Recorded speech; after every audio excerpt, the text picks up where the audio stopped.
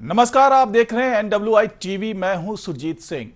Japan के पूर्व प्रधानमंत्री शिंजो आबे पर जिस तरह से हमला किया गया, उसके बाद ये लगातार सवाल उठ रहे हैं। लगातार उसके बाद से यही सवाल उठ रहे हैं कि आखिर ये हमलावर हैं कौन और उसने शिंजो आबे पर हमला क्यों किया। शिंजो आबे पर हमला करने वाले शख्स का नाम आपको मैं बता दूं। उसका नाम है यामागामी तेतुत्स्या और उसकी उम्र करीब 41 से 42 साल की बताई जा रही है। यामागामी को हमले के तुरंत बाद ही पुलिस ने गिरफ्तार कर लिया। प्रत्यक्षदर्शियों की माने तो उनके मुताबिक यामागामी ने शिंजो आबे पर 2 गोलियां चलाई। अभी तक जो मीडिया में खबरें आ रही है वो भी यही बता रहे हैं कि 2 गोलियां चलाई और गोलियों को जो चलने की बात आ रही है, वहां पे प्रत्यक्षदर्शियों ने जो देखा वो यही देखा कि 2 गोलियां चली और उसके बाद पीछे से जो धुआं निकला, उसके बाद प्रत्यक्षदर्शियों को लगा कि कुछ गलत हुआ है और तब तक शिंजो गिर चुके थे नीचे। और आपको मैं बता दूं कि ये जो यामागामी है, इसने 2 गोलियां चलाई जिसके बाद वो भागा भी नहीं। आमतौर पे ये माना जाता है कि अगर उसने हमला किया तो उसके बाद उसे भागना चाहिए था, लेकिन वो भागा नहीं, वहीं खड़ा रहा। पश्चिमी जापान के नारा शहर में यह घटना हुई और वहां पे जो शिंजो आबे हैं वो एक छोटी सी सभा कर रहे थे। जब ये घटना हुई उसमें करीब 100 लोग शामिल होंगे। आप समझ सकते हैं कितनी छोटी सभा थी। मात्र 100 लोग थे उस सभा में और सभा में वो सड़क पे सभा हो रही थी। एक नुक्कड़ कह लीजिए, इसे नुक्कड़ सभा कह सकते हैं अगर भारत के परिप्रेक्ष्य में देखा जाए तो। एक नुक्कड़ सभा थी जहां पे शिंजो आबे गए थे क्योंकि उच्च सदन के लिए चुनाव की प्रक्रिया चल रही थी और शिंजो आबे अपनी पार्टी के प्रचार के लिए वहां पहुंचे हुए थे। वहां पे करीब 100 लोग उनकी सभा में मौजूद थे और वहां पे ये सारा कार्यक्रम चल रहा था, वो भाषण दे रहे थे। चूंकि ये सभा सड़क पर ही हो रही थी, इसलिए यामागामी के शिंजो आबे के पास पहुंचने पर भी ना तो सुरक्षाकर्मियों को कोई शक हुआ और ना ही वहां मौजूद लोगों को, क्योंकि जापान एक तरीके से शांति प्रिय देश माना जाता है। वहां पर इस तरह की घटनाएं आमतौर पर होती नहीं है। अगर भारत की बात करें तो अगर भारत में कोई पूर्व प्रधानमंत्री कहीं सभा कर रहा होता है तो उससे पहले तमाम प्रोटोकॉल का पालन किया जाता है। वहां सुरक्षा कर्मियों की तादाद बहुत ज्यादा होती है, सख्त सुरक्षा का इंतजाम किया जाता है। लेकिन जापान में ऐसा कुछ नहीं था। कुछ सुरक्षा कर्मी थे जो कि शिंजो आबे के साथ मौजूद थे वहां पे, लेकिन जिस तरीके से शिंजो आबे के साथ कोई विवाद नहीं रहा है, इसलिए कुछ इस तरह का ये नहीं समझा जा रहा था कि उन पे इस तरह का हमला भी हो सकता है, जानलेवा हमला भी हो सकता है।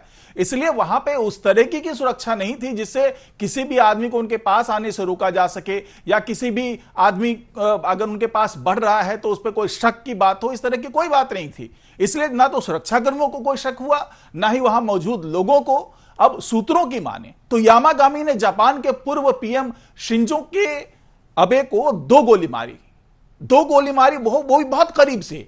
अब जिस दौरान शिंजो आबे मंच भाषण दे रहे थे मंच पर, उसी वक्त यामागामी उनके काफी करीब आ गए थे।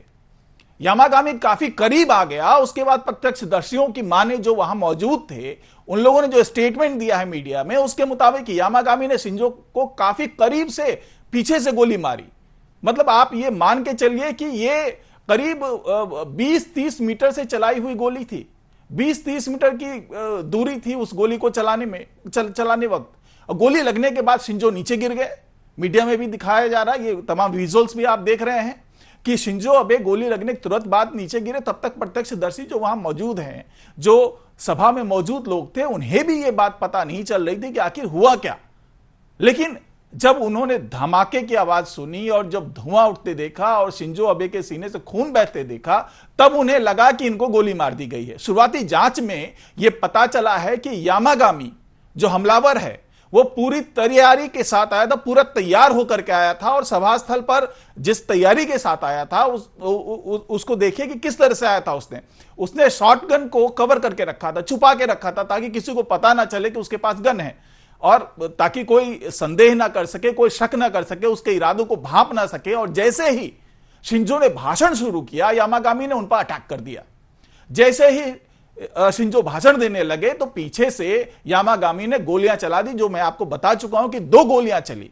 और यामागामी ने जैसे ही शिंजो पर हमला किया, वहां तैनात सुरक्षा कर्मियों ने उसे गिरफ्तार कर लिया, क्योंकि जो वहां मौजूद सुरक्षा कर्मी थे उन्होंने शिंजो आबे को गिरते देखा और जब देखा पलट करके तो देखा पीछे से वो वहां पे यामागामी वहां खड़ा था। ना उसने भागने की कोशिश की, ना ही छिपने की कोशिश की और सुरक्षा कर्मियों ने तुरंत हमलावर से गन छीन ली और उसे जमीन पे लिटा दिया। यानी यामागामी को उससे जो उसके पास उस वक्त भी मौजूद था गन, वहीं पास में जो गन उसके पास मौजूद थी उसको छीना सुरक्षा कर्मियों ने, उसे जमीन पर लिटा दिया ताकि वो सरेंडर कर ले, किसी तरीके से भागने की कोशिश ना करे।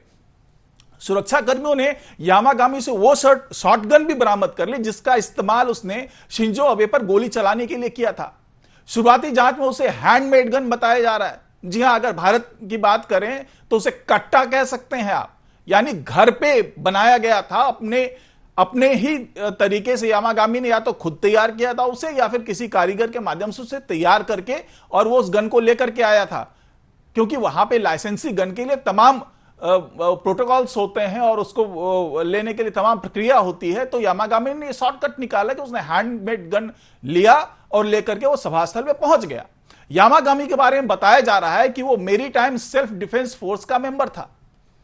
जी हां, ये अगर आपको नहीं पता है कि मेरीटाइम सेल्फ डिफेंस फोर्स क्या है तो मैं आपकी जानकारी के लिए बता दूं, ये एक तरीके से नौसेना की बात कर रहा हूं मैं भी। जापान में जो नौसेना है उसे ही ये नाम दिया जाता है, उसका एक मेंबर है। आजकल ये कोस्ट गार्ड के साथ मिलकर के कोई भी नौसैनिक जो गतिविधि होती है नौसेना की, तो कोस्ट गार्ड के साथ मिलकर के ये लोग उस गतिविधियों को अंजाम देते हैं। तो उसी डिफेंस फोर्स का ये मेंबर था।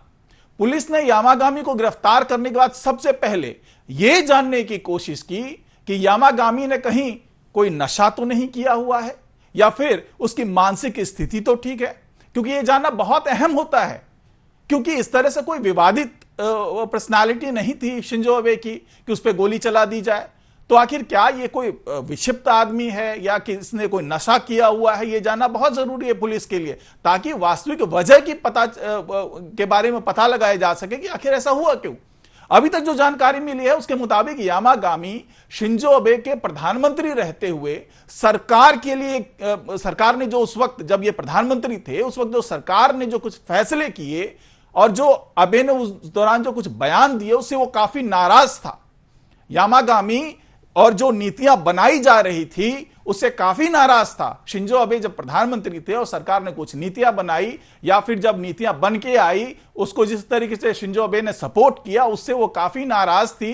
जो यामागामी तो काफी नाराज था और वो शिंजो अबे पर हमला करने के लिए काफी समय से प्लान बना रहा था। ऐसा नहीं है कि अचानक आया और उसने हमला कर दिया।